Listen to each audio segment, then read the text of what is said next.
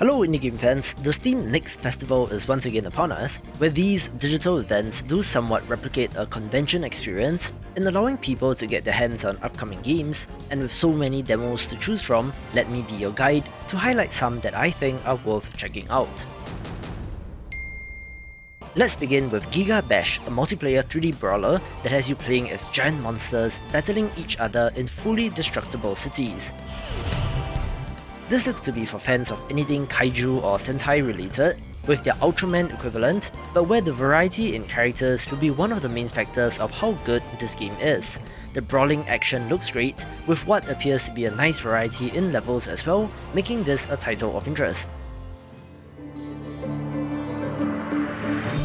The developer of Sky Caravan did actually reach out, and it is the same Brazilian studio that is making the action-adventure title Terra Pulse, which I covered a few weeks ago, where they are first releasing this narrative adventure RPG in April.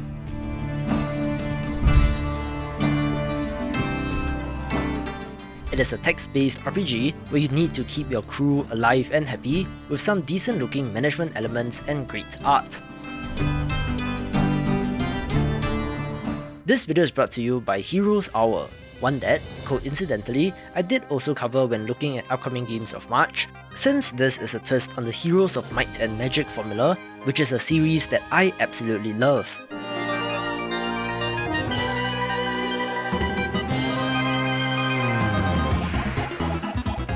The pixel art is on point, with the overworld exploration and castle management looking very similar to the classic series, but where battles are in real time with massive numbers of units on screen.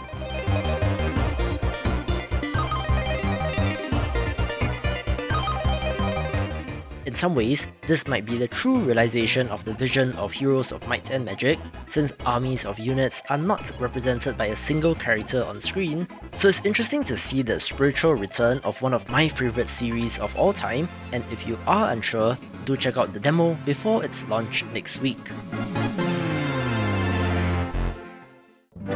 From the beginning then. A not-so-indie title that looks gorgeous is Little Orpheus, coming to us from British developer The Chinese Room, where this was actually released on Apple Arcade in 2020, but is getting PC and console versions next week, so like Heroes Hour, do check out the demo if you are curious.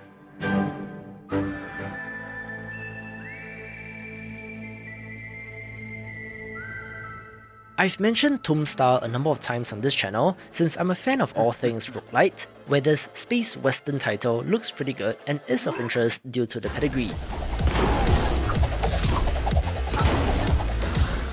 Yes, indeed, it comes to us from the developer of the mobile hit Crossy Road, but it's a very different type of game, and it got the attention of publisher No More Robots as well, with a good eye for this type of thing.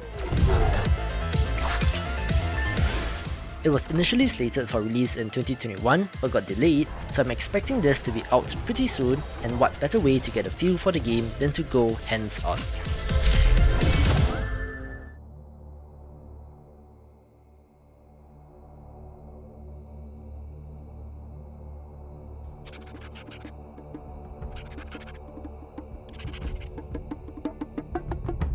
A title that is new to me and the channel is Plague Lords, one that I had to show off since I think this looks fantastic.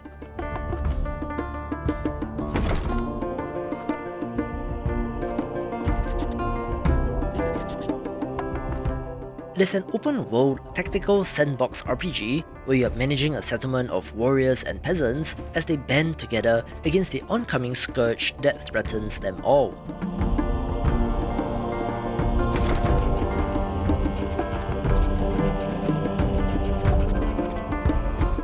As such, in some ways, this looks like turn-based They Are Billions, but with the classic medieval instead of steampunk setting.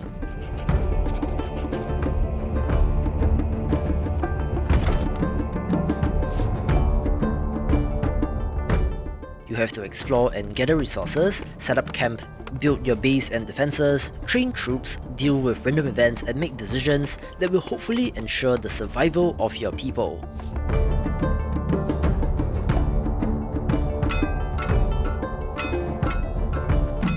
I do wonder how much replayability there is with the open world and general strategies, but a fantastic looking title to keep an eye on.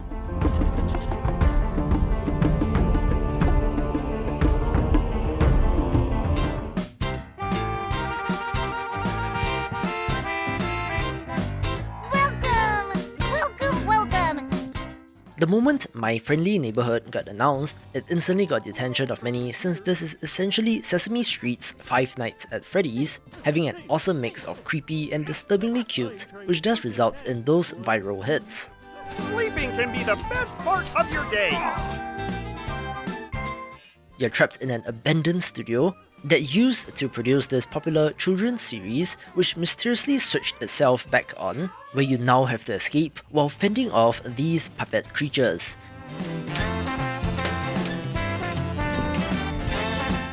It does also come to us from developers John and Evan Szymanski, brothers of David Szymanski, who is best known for Dusk.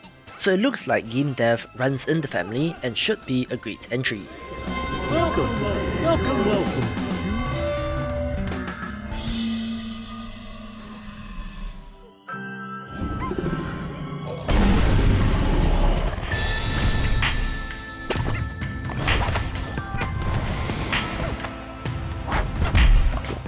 I was absolutely delighted when I got an email from developer Righteous Hammer Games, since, if you're not familiar, this is the maker of Solitarica, which I love, but that was 2016, so it has been quite a gap between releases, which is why I'm excited for Zor: Pilgrimage of the Slorfs.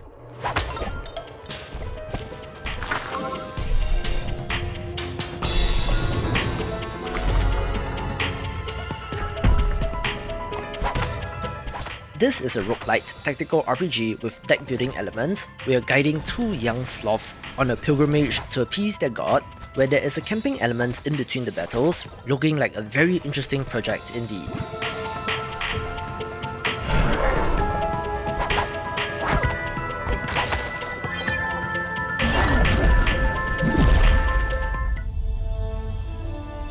Welcome, mighty warriors. I've covered the gorgeous pixel art Metroidvania entry Souldiers before, so it's quite an obvious one to check out, where the developers made a fantastic narrated trailer, so enjoy. Spirit of a great soldier.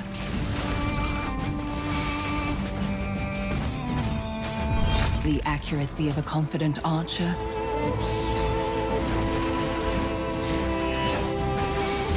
Or perhaps you'll prefer to defeat your foes with powerful magic.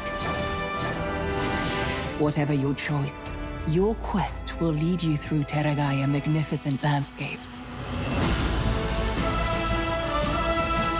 In a world where life and death seem to blur into one, become the toughest warrior, master new abilities, and retrieve powerful artifacts.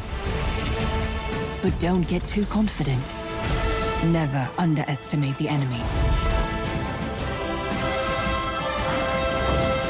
They could be more powerful than you imagine. Will you be strong enough to succeed and bring your fellow soldiers back home?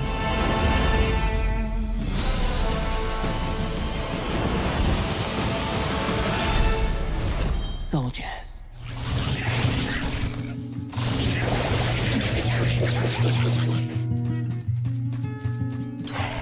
I'm so very excited to share Ghostlore with you, since this is from a game developer from my home country of Singapore and is a Diablo-style action RPG, which is a genre that I love.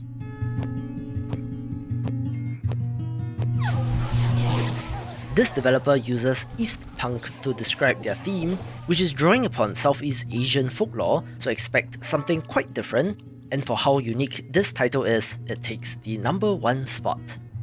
For more action RPGs, watch these videos and I will see you after the jump.